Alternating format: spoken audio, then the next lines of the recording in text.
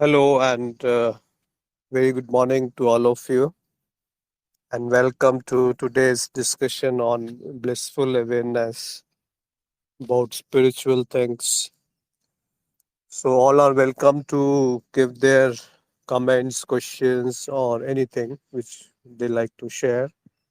Otherwise, we'll start with few things which have been asked in the last satsang. So, we start with the in between somebody wants to talk, they can always unmute themselves or paste their comments so that it becomes more interactive. So, Sanjeev has one question that if everyone is connected to one, then why are so many relationship issues and wars in the world? So, the question to start with is having a presumption of duality, because when we say it is connected to one, that means there has to be more than one to be connected with that oneness which is non-dual. So that assumption is not correct, but if we leave that apart about non-duality, then also if we talk about in in relativity, that why there are so many relationship issues and why there are conflicts and wars in the world in terms of relativity. So that practical answer can be easily understood, that since there are different desires, different people wants different things, and everybody wants that the other person should behave like what what I need from him. And the other person will think that no, he should behave, or she should behave the way I want her to behave. Now, this is the main root of conflict, if you say, the desire fulfillment, or you want something to accumulate for yourself, you want security, you want pleasure. So everybody is looking for pleasures, and what is the means to get the pleasure? We think that it is money. So we try to earn a lot of money, and if we see wars, they are also being fought for security, that I want to protect my country, I want to accumulate more wealth for my country. Maybe if we talk about Iraq war, that was for oil. US wanted that oil to be sources of the oil to come with them. And then there is ego problems. There are many wars which is fought just because of ego problem. So war is a bigger manifestation of individual unit. So if we come to first relationships, first, uh, what is the conflict? Why there is conflict in a relationship? So I mean, everybody is mature here, and they all know that relationship means a belief that I am separate and he or she is separate. And from that belief, everybody is trying to get their wishes fulfilled. So that is selfishness, I would say. If that selfishness is reduced, the conflicts will reduce. If you see the more conflicts in a relationship come only because of more selfishness. If there are more selfish person, you will find the conflicts will be much higher in their life. And if the selfishness goes down, you find that conflicts are much less. Now, what is selfishness, and why people are so selfish? If we say that they are so selfish, so they have not known self, right? That is why self is being taken as something else. That's the root cause again. Why we are thinking that something pleasure will come to me from outside? Why I am like a beggar who wants other person to please me, to praise me, to give me some objects, to give me certain pleasures which only he or she can give. That is a dependency, no? So if you are dependent on anything but you yourself, then conflicts cannot be avoided, because there are limited resources. Although the resources are not limited, the greed is unlimited, the needs are very limited. But greed is taken to be the need, and the resources becomes very limited. Otherwise, the sun is shining, right? The sunlight, which is the source of all life on the earth. Where is the limit?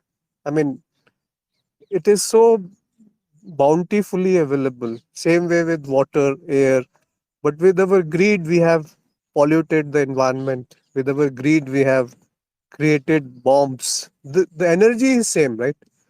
The same energy can be used to light a house or to burn a house. And the same energy can be used to produce nuclear power or nuclear bomb. So, same way, the energy within you can be harnessed to go outward or to go within yourself. And as you know yourself, the selfishness will get reduced. It will just start evaporating like mist. I mean, in the morning, when the sun rises, the mist evaporates and just goes away. Same way, if you know yourself, your needs will be much less. They will be reduced, and you will be in harmony with the nature. Being in the harmony with the nature, how can there be any conflict? And if you take it from a different perspective now, what you think is pleasurable is actually a pain for a knowledgeable person, wise person. And what a ignorant person thinks to be a non-pain for him can be a beautiful experience for a wise person. So why so much difference is there? It is like Gita also it is said that what is night for a wise man is day for the normal person, and what is night for a normal person is the sunlight for a wise man. So they are just opposite. Now it is not that you have to just, I mean, oppose everything what is happening in the world, but more importantly, you have to see it in the right perspective. See it from the basic, from the core, from the fundamental, that what is the root cause of the conflict. I mean, if you go further deep, is there no conflict in your mind when you are with yourself? If that conflict can be resolved, you will find all other conflicts in the relations will be reduced or removed. Or in fact, even if there are conflicts, you will not be at all affected by it. Like Krishna, amidst the battlefield, he's calm, right? He hardly lost temper maybe once or twice in his whole life. How is that possible? I mean, if you do something very small and you consider that it is not right, it is bad, and you curse yourself, you go into regret, remorse, you become sad. Krishna did not become sad because he was the person who perhaps prompted Arjun to go for the war, which killed so many people. But he did not remorse, he did not have guilt, he did not felt bad, oh, I have done a wrong thing, because he was never the doer. He understood what he is. And from that perspective, what he is what you are right now. That I-ness, that beingness, that presence, how it is different from what you have, what I have, what a dog have, what can you that is what is self. It is not to be looked after somewhere else in a sky, in a god, or in a guru, or anywhere else. No, no, no. If you don't find it within yourself, where else will you find it? I mean, they all will be same as you if you can see that. And that is called selfless love. That is called the the glow of love. That is called the beauty of love. If that beauty of love is there, where are the conflicts? Why should you have a conflict? And if that conflict is resolved within yourself first, then it will be resolved with a relationship, then it will be resolved in a country, and then it can be resolved in the globe. So the origin of conflict is your mind, and the resolution of the conflict lies in your mind. That is my take on it, but maybe others can contribute, or add, or if they don't agree to something, if they think that this is just theoretical, please speak out. Because if you think, no, no, this is not what is actually happening in life, then also you can talk, because it is your own experience. It is not that somebody is telling you something. If it is not resonating with what you have experienced in your life, then you should, I believe, share your experience about it, that how it is different and what do you think about it. Okay, if that is okay, I hope Sanjeev has got his answer. If you are still having some doubt, then please ask. If you think this is a very theoretical knowledge which is not useful in life, most welcome to speak up or write. Otherwise, we move on to the next. Nitya has said, can awareness and absent mindedness coexist? Now, it's a very beautiful question. If anybody wants to attempt to answer this, that what is it possible that you are in awareness and at the same time be absent minded? I like this question very much. So, if anybody wants to share their views on this, is it ever possible? So we have to first understand what is awareness and what is absent mindedness. If that becomes clear, maybe the question can be answered. I hope everybody is aware of these two terms, so need not to explain. But if somebody wants to share their perspective,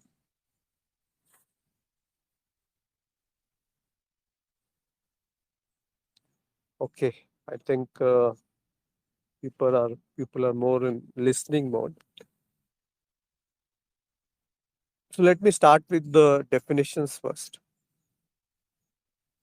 Everybody is aware what is awareness. Awareness means, who am I? What is self? And at the same time, all these experiences are illusion. If these two things are put together, we can say it is awareness. It is again a movement in the mind. It is a modulation in the mind, and a very special modulation, because it takes you closer to yourself. It is not right actually to, because you were never away from yourself, but still you were under impression that you have become someone else. You are something else. And once that ignorance or that wheel is removed,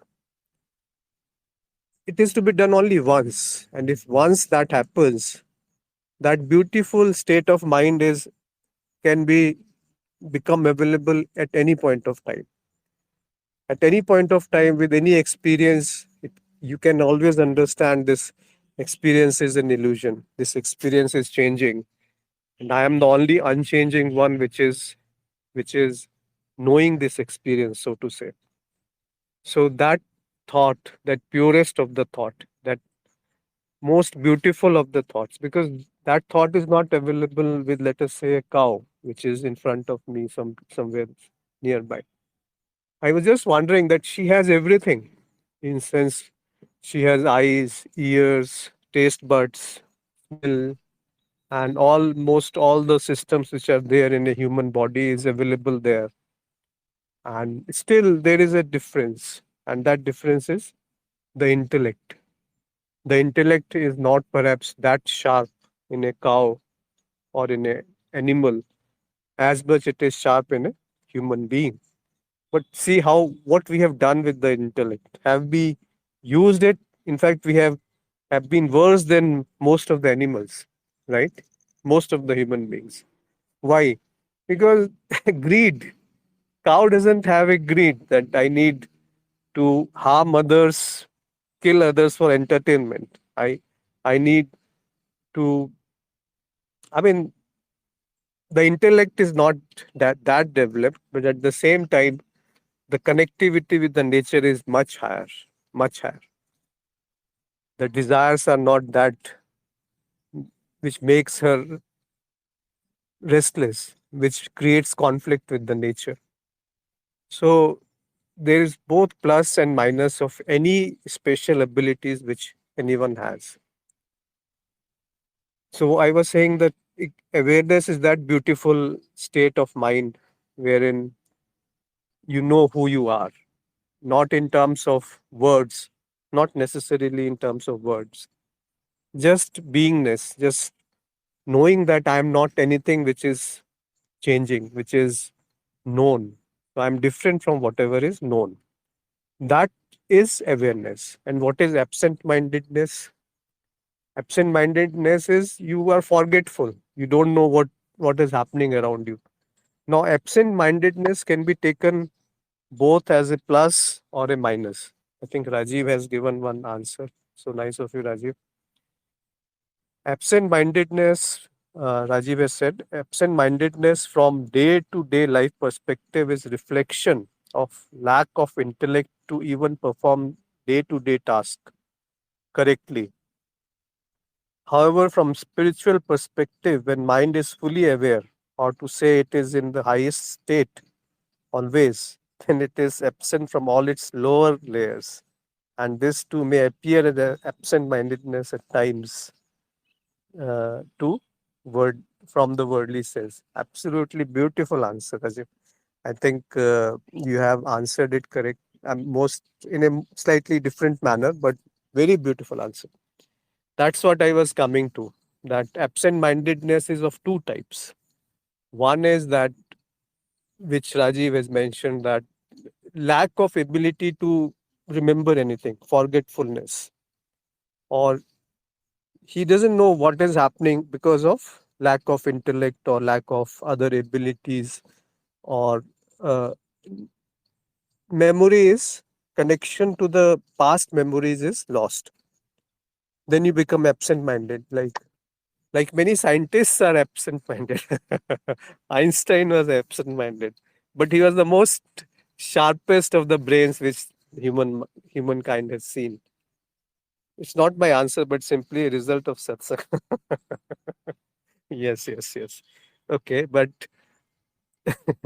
that's all what we have actually, Rajiv. We have all been a result of the the connectivity with the guru field or the guru, because otherwise I was in a mess, to be very honest. Anyway, that's beyond the subject. Let us say that absent-mindedness, which is because of lack of certain faculties, is one type of absent-mindedness. The other type, which Rajiv mentioned in his reply, was that once you know that this whole thing is an illusion, the whole world is an illusion, and I am the only one which is existing as a experiencer, as a witness, then what happens? You lose interest, or else it happens to a very high devotee. See, this devotion and this knowledge, they are one and the same. Please bear this in mind. They are they are twins.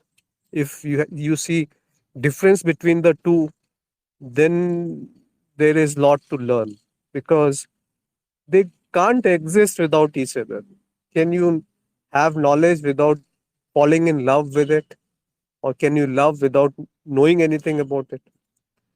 If you love something, you will know about everything about it. Suppose you love cooking. So what do? You love cooking means you will try to make new dishes. You will try to know what flavors are better, how much to be cooked. So you will try to know so many things about it. And same way with, so knowledge and love are synonymous for me. They are just one and the same. Like Guruji says, it is two faces of the same coin. I mean, experience and experiencer. Same analogy is with love and knowledge. They are one and the same. Suppose you think you know something and then there is no love. that knowledge is shallow. And suppose you are in much in love without knowing anything about it, that love is also shallow. So both are complementary to each other. So in that state, I was saying that once a devotee or a wise man, they see the uselessness of any experience. They are not they It's sort of a dispassion which comes in either by devotion or by knowledge, that this whole thing is a drama, is a play which is going on. Then he or she doesn't care about small details of his own life or what is happening around him. So that is also absent-mindedness. So you see, forget forgetfulness and forgiveness are the two beautiful qualities which take you to absent-mindedness. Because if you don't forgive, you will be stuck with that. And if you don't forget, you will be, I mean, living in a illusory world. Anyway, you are living in an illusory world, but it will be double illusion, right? First, this word is illusion. Second, you think you are something. Third, there is a conflict. Fourth, there is a feeling that I should teach him a lesson. And fifth, I want to create an image in that person's mind that, oh, I am so great, I am so knowledgeable, I am so devoid of all bad qualities. And sixth, you are running after so many things. There is a division in the mind, a illusory division, a fictitious division. Where is the division? I think we talked about it. Where is the division in the mind? If that division is seen as non existing, where is the conflict? And if that division is seen as non existing, there will be forgetfulness, there will be love. And that is the most beautiful thing to happen in life, the love. I mean, it sounds contradictory, maybe, that mostly we are on the path of knowledge, that we talk about love. But it is one and the same. For me, it has never been two: love and knowledge. They are twin brother, sister, or whatever. Brother, sister, twins is a very beautiful analogy. The love is a sister and knowledge is a brother. I mean, you can say anything, but just to say that they are one and the same. Their father is or mother is bliss. So unless both are together, the bliss will not be there, right? So I hope. Okay. So awareness is actually, whenever there is awareness, there is concentration or meditative mind is there. But it is also possible in certain cases when the wisdom is ripe, when the love is ripe, that the awareness is there without being concentrated mind. That is absent-mindedness.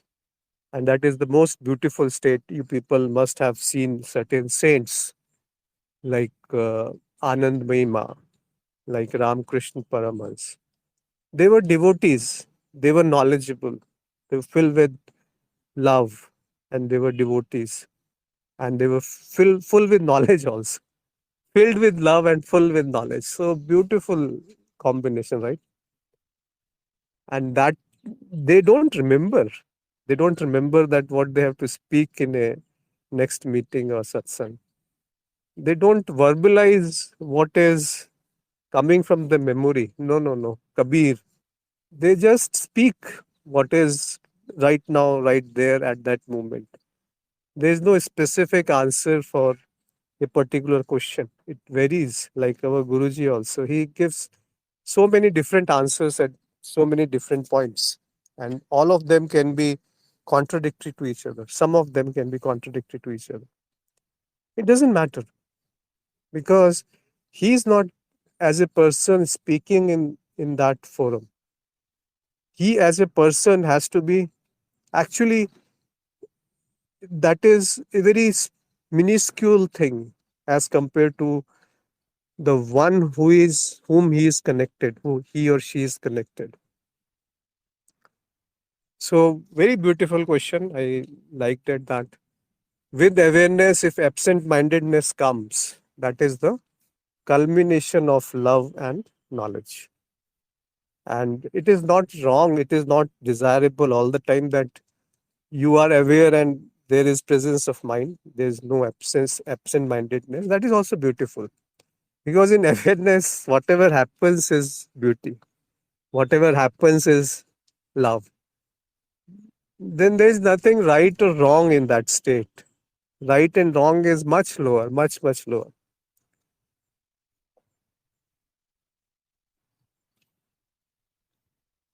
I hope that is clear to Nitya and anybody else if they will like to add, or which if they are not clear about anything, please, about this at least aspect of what is awareness and what is absent-mindedness and what is their connection.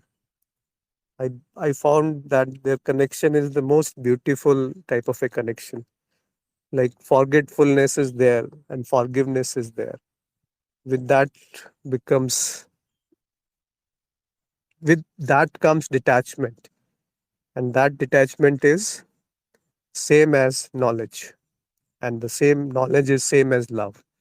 So all these things cannot, I mean, it's like leg of a table. If you pull one leg, all of them will come together. Same way with a ladder. If you pull one link, the whole ladder will come, right? Same thing is true with the Patanjali Yoga Sutras. Like if there are 8 limbs, so if you pull one limb, you can't have go to samadhi or concentration or meditation without the lower 5 limbs perfectly aligned with it. Or if you are in samadhi or in meditative state, you can't say that you are not in yam, niyam, pranayam, asana. They are already pure, beautifully established there. Same way with good qualities or not good qualities, actually. The qualities which make you centered, the qualities which are helpful in abiding to yourself, can be said to be good qualities. So, all those good qualities are complementary to each other. Can you have peace without being in love? Can you ever know what is peace if you don't know who you are? Can you ever know your own essence unless the mind is settled? Can you know your essence if mind is running after so many desires? Can you know from where the desires are arising if you detachment is not there? Can you know anything if the grace is not there? And grace is always there. And what is grace? It is your own beingness. That is why it is always there, right? You are there. That is the biggest grace which can happen to a human being, because that is the starting point of any experience, and that is not different from the experience. See, if we talk about memory, if we talk about knowledge, what is it? It is just you are there first. That is the most important message which perhaps I have understood, that you are there, and that your beingness, your being there, is creating everything else, is giving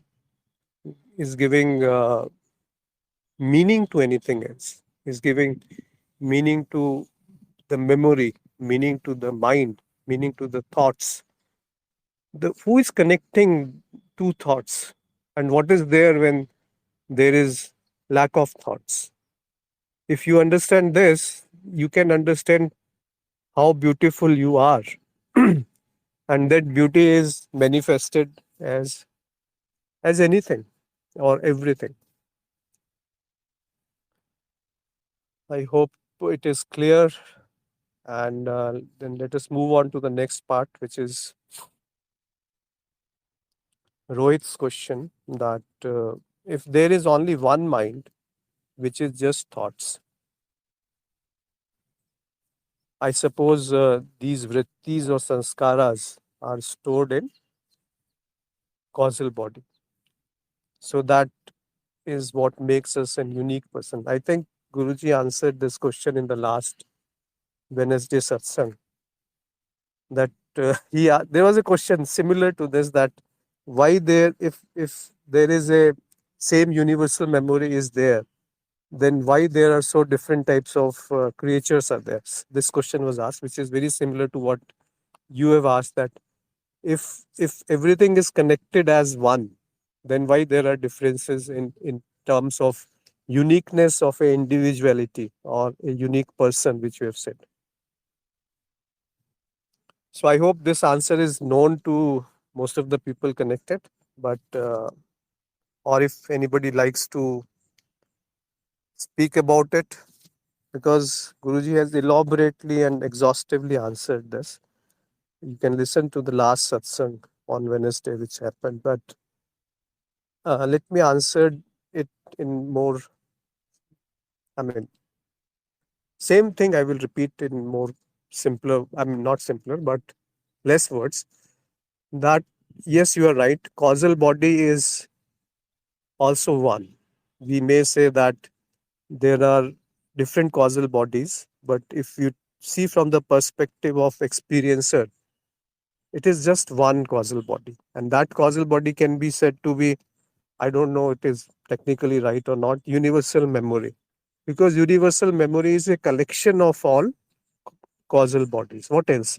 Because as you go subtle, now this, if somebody asks what is the proof, there is no proof, right? I mean, you have to see it yourself. You don't have to believe me. I can be wrong also there. So universal memory is defined as a collection of all individual memories. That is the way it is defined. Now, if that be the case, what is an individual mind?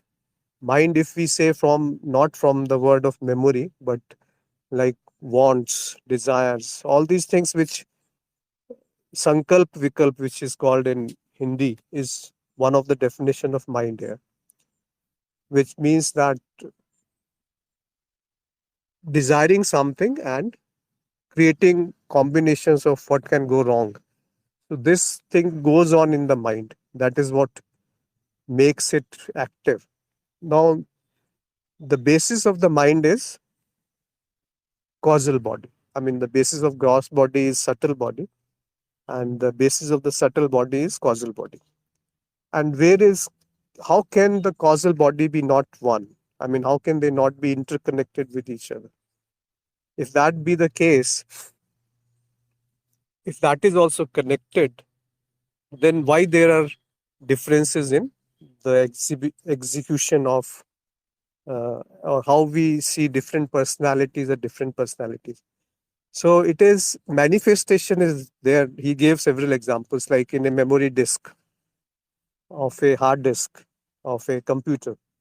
What happens? There are differences, but it is same.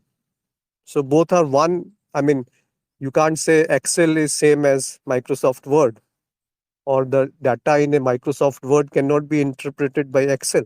But they both are stored in hard disk, right? So they are one at one level, and there is uniqueness in other level. So that is the way to understand it, that they are one and they are separate. They are unique in one way. But the material is one, like video games or anything. Now the science has made it possible in a binary code, 0 and 1. So maybe who are software engineers can easily understand that everything is stored as a data, 0 1 0 1, and a combination of that. Now you see this, what do you call, scan codes, barcodes? They are same, right? Pixels, but they are different. They're unique. Now what do you say? Are they one or they are many? So at one level they are one, at different level they are many.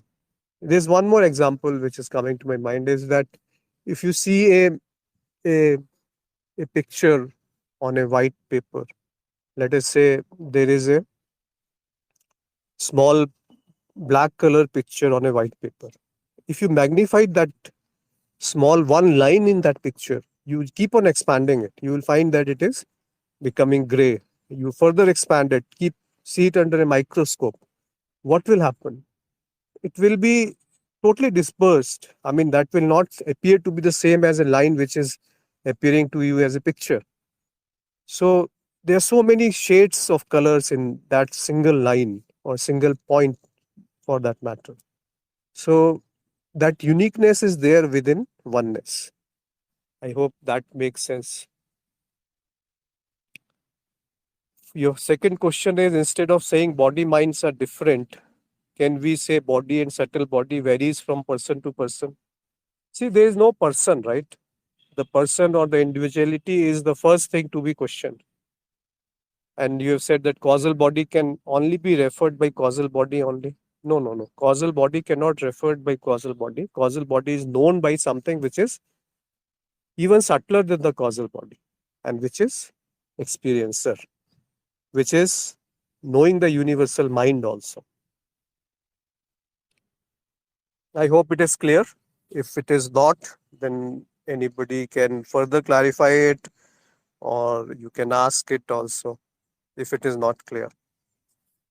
Or else anybody else wants to talk about anything which we discussed today about. First, we started with why there are conflicts.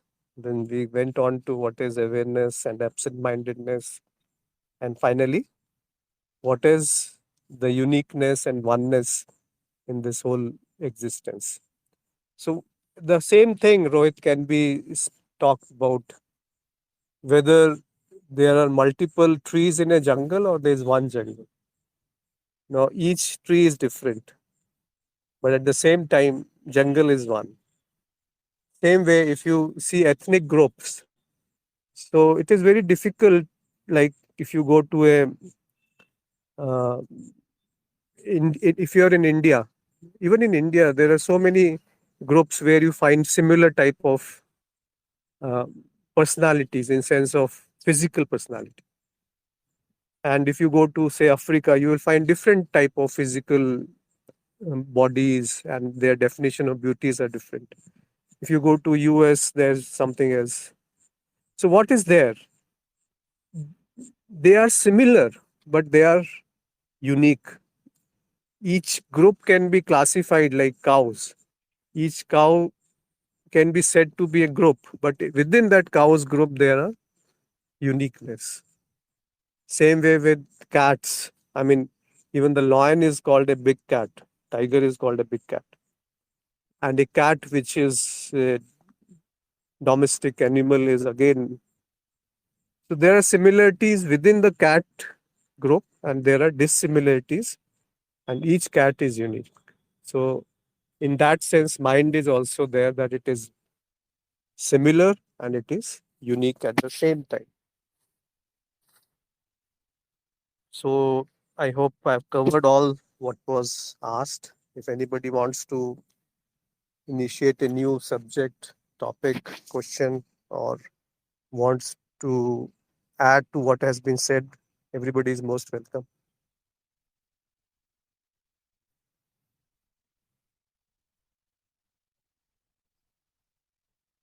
Anybody can speak up also, because this is not monologue. It is not supposed to be a monologue.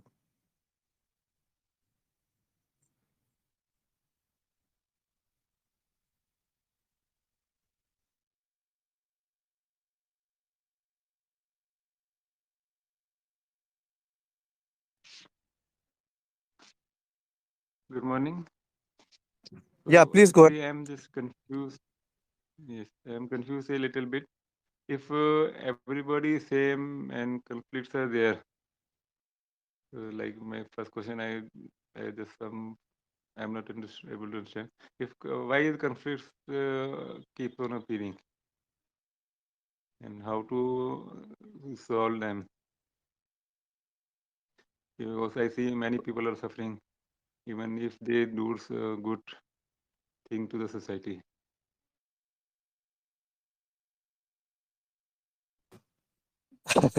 No, you are mixing two I things. hope I am clear. No, no, I'm not sure. I clearly understood what you said, but what I understood was that you said at one level, if they are one, Means if they are already one, then why there are conflicts? The same question, no? Or something else? But how to resolve the conflicts? If we are one, how can what we can do to resolve the conflicts and make the life smooth for everybody, including ourselves, smooth? I think I answered this. That's what I knew about what this question you have asked already, and I Yes, yes. tried So to. actually, I got up in between.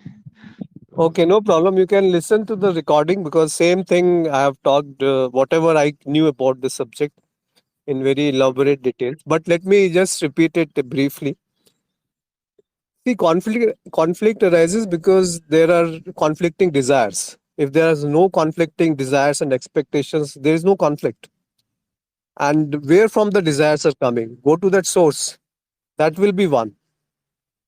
The okay, one. okay. I mean, if you think that the one who is speaking is different from the one who is listening. Suppose I am Ashwin and you are Sanjeev. Then there is a good chance of conflict being there.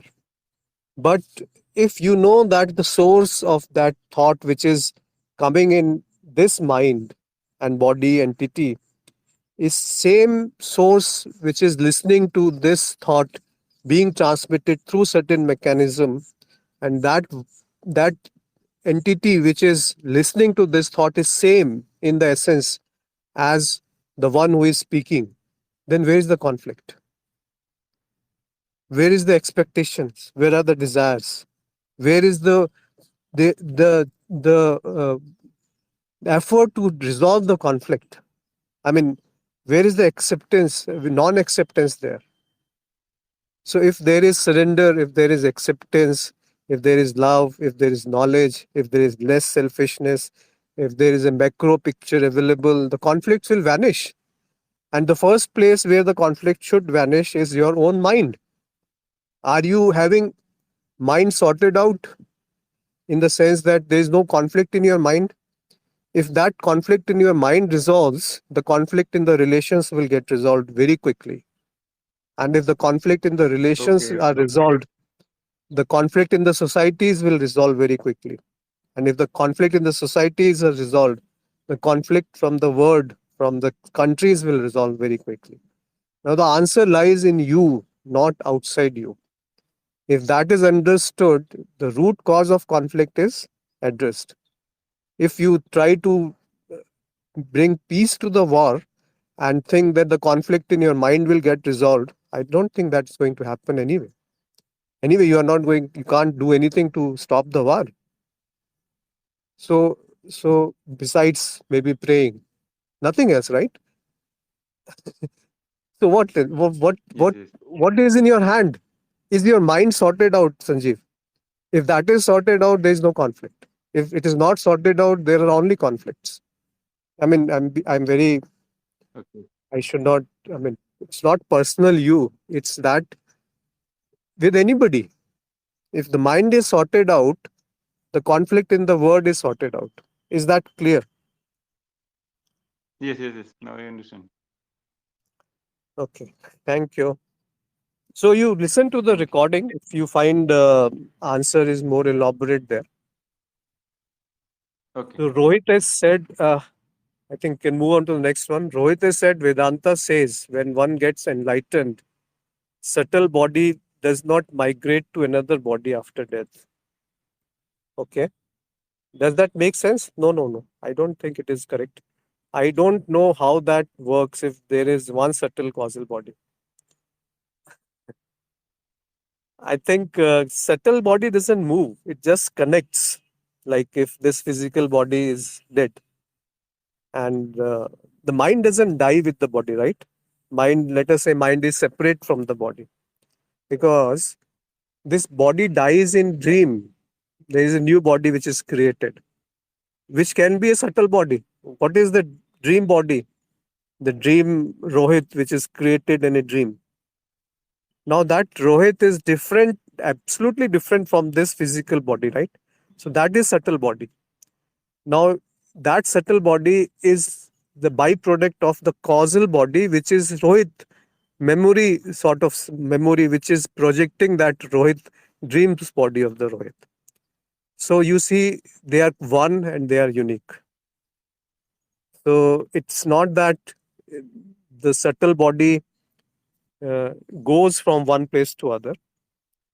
The subtle body just connects with a different physical body. How it happens is that what is a subtle body? It is a collection of, let us say, thoughts, emotions, and feelings, sensations. That's what subtle body is, right? And what is causal body? It is more subtler than the subtle body by being a collection of memories in terms of desires and intentions and inclinations. So it is much subtler. The place of origin from where the inclination is coming to do something, from where the intention is coming, from where the desires are originating. So that's even subtler than the subtle body. So that's why we call it causal body for the subtle body. Now, all these differences are fictitious in nature. That's what we said, no? In a hard disk, Excel is not same as Word. So they all are functions. Maybe we can say electricity is the source of what is being displayed in the computer screen. But whatever is coming out in the computer screen is coming from the hard disk. So hard disk is causal body, very rough, and the electricity is subtle body, which is making that display appearing to be something meaningful for a person to grasp. So, I mean, this is a very rough analogy, but yes, this something like this is happening. So both are coexisting, and both are now the same hard disk can be put into a different computer. It will similar display similar things, right? And same electricity is transmitting or powering the same computer. I hope it makes sense.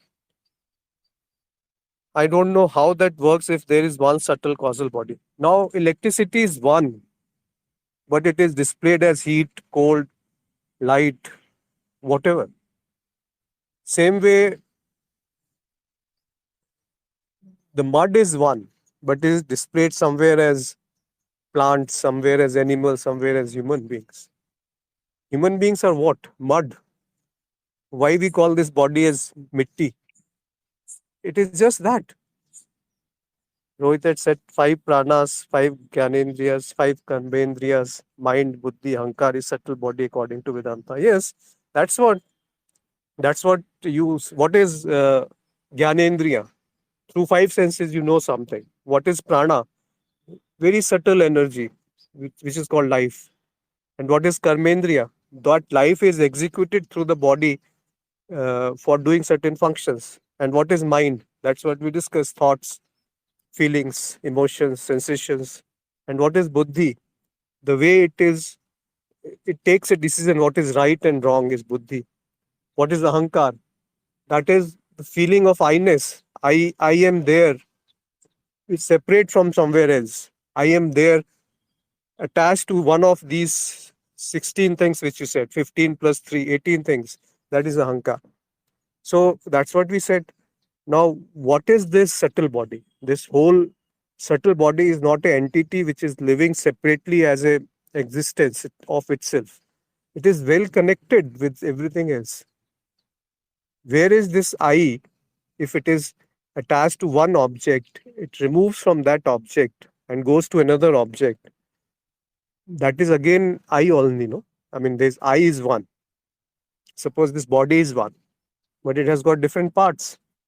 The hand is not the body, but the body has the hand. It is not different from the body. So, same way, so you are right, Vedanta, this is actually Sankhya Yoga. Vedanta doesn't talk about these differences in the subtle body. In Vedanta, there is no subtle body. In Vedanta, the Vedanta means what? The end of knowledge. Vedanta means what? Advait. They are not two. Ramakant has said all the Naths that side. Yes, at that level, there is no difference. Everything is Nath. It is called Brahmanad. Why it is called Brahmanad? And what is Brahmanad? And anything which is appearing to be existing as something, can it be not, can it be different from that Brahmanad? So in Advaita or Vedant, there is no subtle body, there is no causal body. In Advaita and Vedant, it says that the experiencer and the experience are one. That's the end of Vedant. That's all. Rest everything is taken from Sankhya Yoga, from other disciplines. Because if you say that you and the God is one, and that's the end of Vedanta. That's the end of the Drashta and Drashya are one. The seer and the seen are one.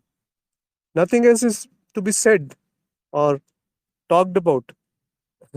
Yeah, you're right. Vedanta borrows it from Sankhya. No, no, no.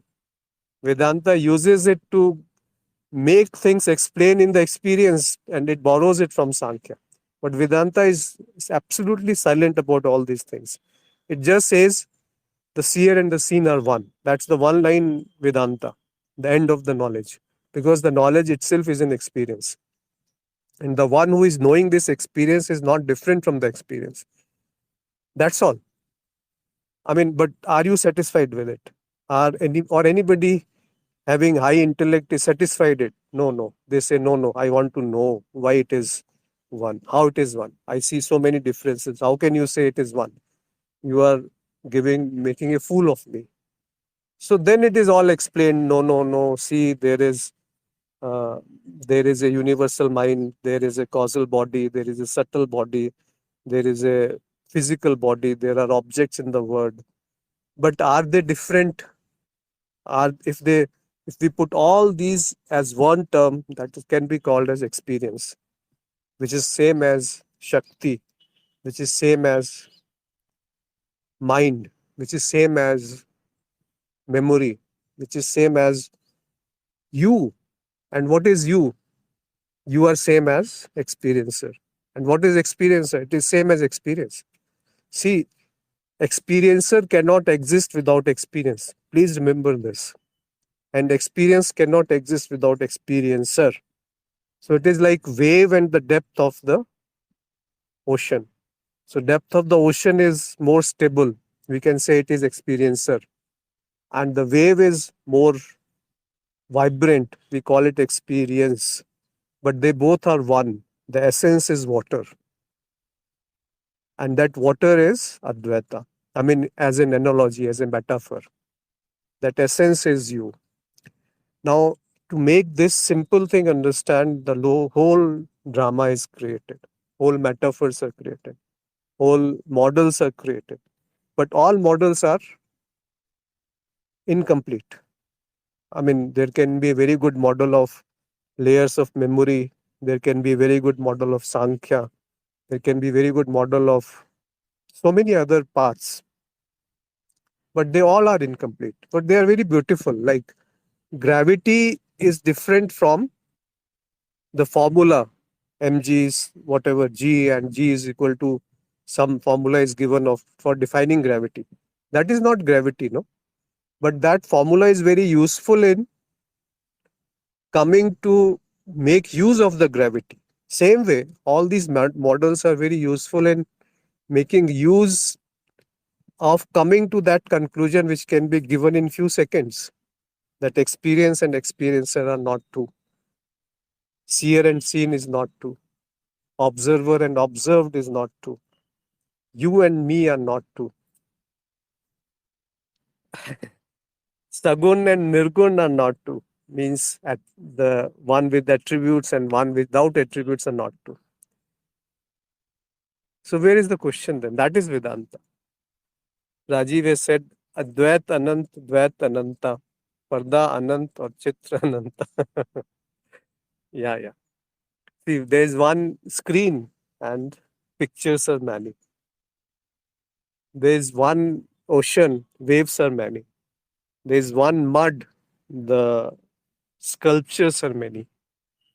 There is one steel, the bottle and glass are many.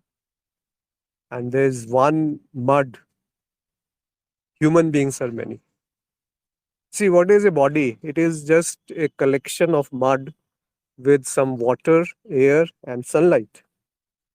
Is that not the body or space? Rohit asking another question: is rebirth a reality? Were you ever born, Rohit? Let me ask you if you can either unmute yourself or answer yourself. Answer this question that rebirth can only happen if birth happens, right? So, when were you born? Have you done a 3-day program or are you enrolled in this Path of Knowledge program?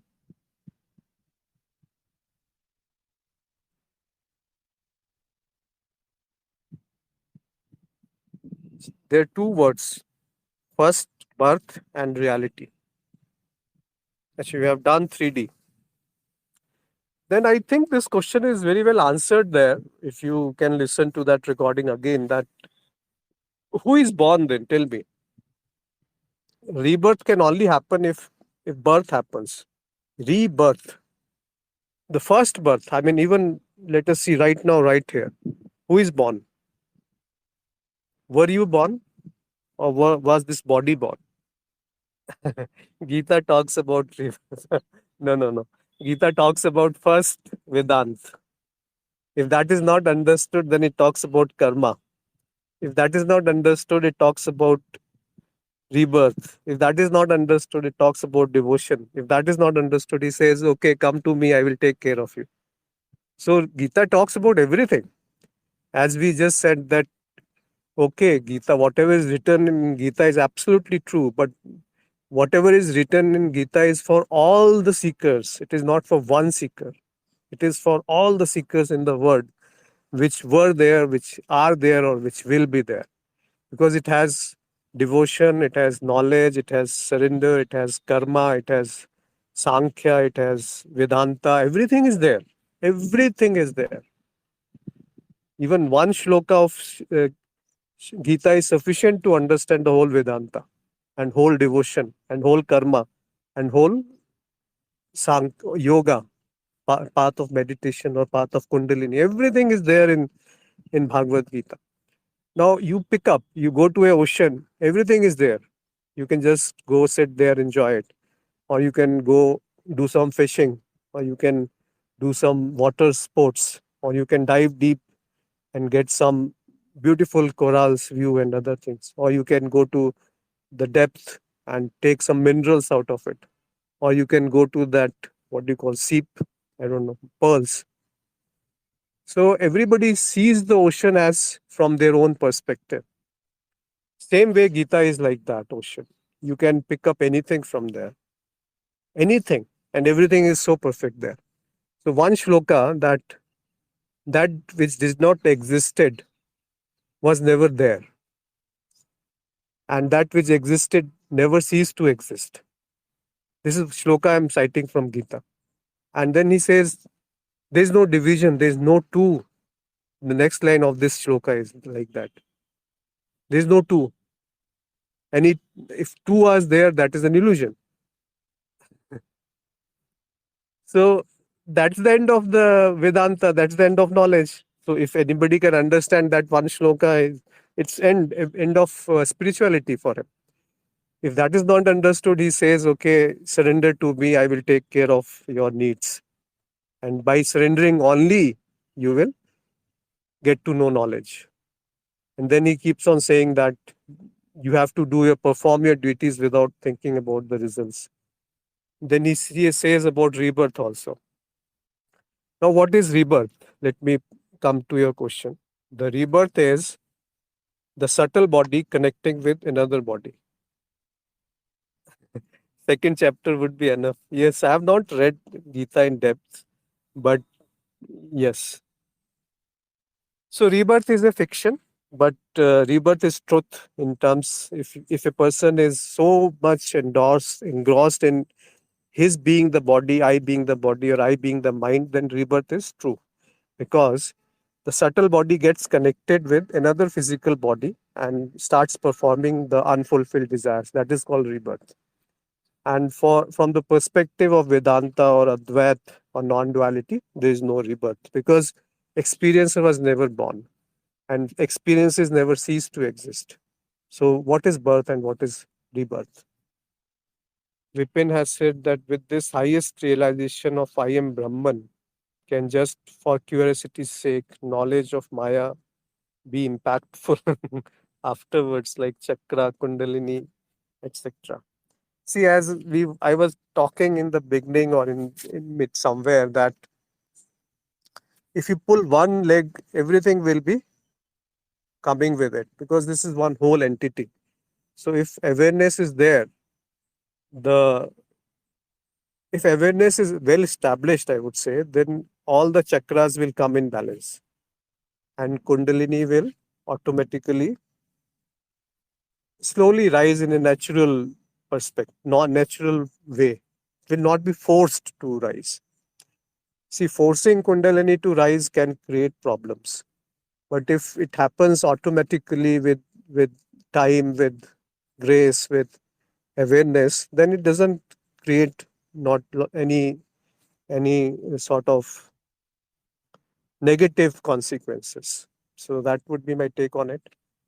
I think it was useful for all of you to connect today. We can talk about it, continue to talk about it in next six satsang, next meeting. In between, if somebody has some queries, they are most welcome to talk or to write or to connect. And whatever little I know, I will be more than happy to share. And thank you everybody for joining in. Just go deep within yourself. You will find the answers to all the queries, all the questions. All questions come from some sort of ignorance somewhere. So you go to that root cause of ignorance and you will be in a different space. You will be in a different dimension. A paradigm shift will happen. A shift which will, which you know that you know. That's it. There's nobody who can then touch or remove you from your abidance, from the one what you know you are. And all questions will start disappearing. They will vanish. And as soon as question comes, answer will start appearing on its own from where the question has come. So there won't be any doubt as such. So it is good that everybody should get their doubts clarified. Then abidance becomes much easier. So thank you so much for joining in. See you next week. Thank you. Bye.